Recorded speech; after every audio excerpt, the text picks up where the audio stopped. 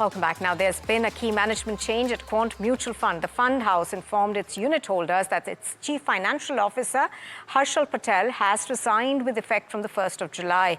The resignation comes at a time when SEBI is investigating alleged irregularities at Quant Mutual Fund. Shashi Kataria has been appointed as the CFO, operations head and executive director with effect from the 1st of July. The fund house said Patel resigned citing personal reasons. They announced in a notice on their website dated the 2nd of July. Now, a recent report from the NSE has pointed to a surprising trend. Over 40% of investors in the NSE cash market are under the age of 30. Alex Matthew has details. Alex, please tell us more. Very interesting numbers coming in. The last few years have seen the advent of the Indian investor.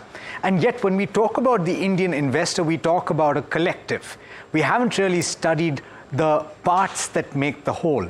Now, there's very interesting data that has come through from the National Stock Exchange, and this is going to perhaps color you impressed. Take a look at this data point, and it's showing you the age groups that constitute the individual investors in India. And from a number of 23% in 2018, all the way up to 40% right across there in the first line, people under 30 account for 40% now of the individual investor base. That stood at 23%, like I said, in 2018, and that's quite a stark increase. These are individuals that are not really seen too much of a downturn, because another data point that a colleague of ours was talking about was that 80% of individual investors have not seen a downturn in the Nifty in any given year, because the last one we saw was post demonetization. This particular data point is talking about the increase in the individual investors and which region they're coming from. And very interestingly, around May 2023, and this is the takeoff of the bull run. Of course, you saw it earlier, but we've seen a tremendous rise in the markets and participation as well.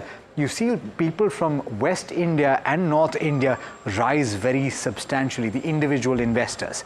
Let's talk about where those come from, though. And you're talking about Maharashtra, which is understandably the biggest contributor, followed by Gujarat and Uttar Pradesh, and then more or less an equal contribution from the rest of the regions. Let's take a look at the cities, and this is where it gets interesting, because if you had assumed that the financial capital is going to rule the roost, perhaps that might not be the case for very long, because you have Delhi NCR that is breathing down the neck of Mumbai in terms of contribution and might just pip it in any given month in the next few months. Followed, of course, by Ahmedabad, Pune and Bengaluru, and more or less an equal contribution from the likes of Jaipur, Kolkata, Rajkot and Hyderabad. Interesting insights, to say the very least, and like I said, it's the advent of the Indian investor. All right, Alex, thanks very much for breaking that data down